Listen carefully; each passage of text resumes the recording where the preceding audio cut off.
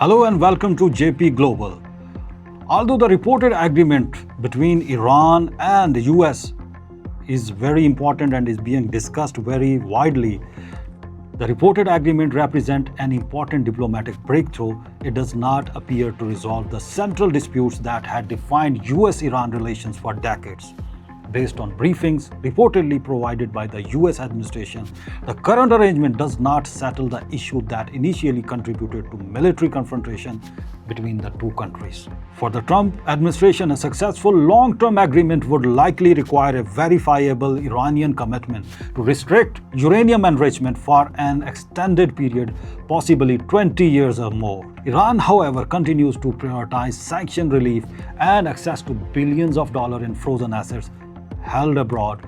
These competing demands have historically represented the core obstacle to any comprehensive agreement. While the current agreement may include commitments to continue discussions on these issues, available information suggests that no final consensus has yet been achieved. Iranian state-affiliated media outlets has published reports describing what they claim are the content of draft 14-point memorandum of understanding between Iran and the United States. However, none of these provisions have been officially confirmed by either government. The nuclear issue remains at the heart of the dispute. The future of Iran's nuclear program remains the most significant unresolved issue between Tehran and Washington. For decades, Iran's nuclear activities have been the subject of diplomatic negotiations, economic sanctions, international inspections, and periodic crises. President Trump has repeatedly presented concerns regarding Iran's nuclear programs as a primary justification for the joint US military action against Iran earlier this year. Iran has consistently maintained that its nuclear program is entirely peaceful and intended for civilian purpose, including electricity generation and scientific research. The United States and Israel, however, have long rejected these assurances and argued that Tehran has pursued capabilities that could eventually support the development of nuclear weapons. Under the 2015 nuclear agreement, formerly known as the Joint Comprehensive Plan of Action (JCPOA), Iran agreed to limit uranium enrichment to 3.67%. This level of enrichment is sufficient for civilian nuclear power generation, but significantly below the threshold required for nuclear weapons. Generally, weapons-grade uranium requires enrichment level of approximately 90% or higher. Following President Trump's withdrawal from the agreement in 2018, Iran gradually expanded its enrichment. Reportedly, these activities following President Trump's withdrawal from the agreement in 2018, reportedly Iran gradually expanded its enrichment activities and reduced compliance with many of the restrictions established under the JCPOA.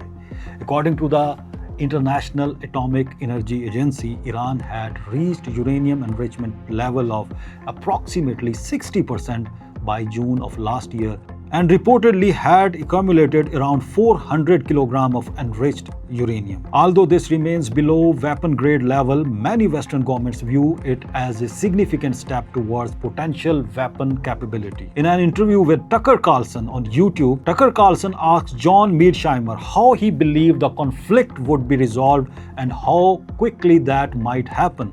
John Mearsheimer, an renowned American professor, replied that the most likely outcome was a frozen conflict rather than a comprehensive peace settlement. In his view, the immediate objective of the Trump administration was to secure a ceasefire lasting between 30 to 60 days. The purpose of such a ceasefire would not be to resolve nuclear disputes but to halt the fighting completely, including in Lebanon, reopen the Strait of Hormuz, end the American and Iranian blockades, return a portion of Iran's frozen assets, and ease restrictions on Iranian oil exports. According to Mearsheimer, these measures would create the conditions for a second phase of negotiation focused on more complex issues such as Iran's nuclear program, broader sanctions relief, reparations, and the long-term status of the Strait of Hormuz.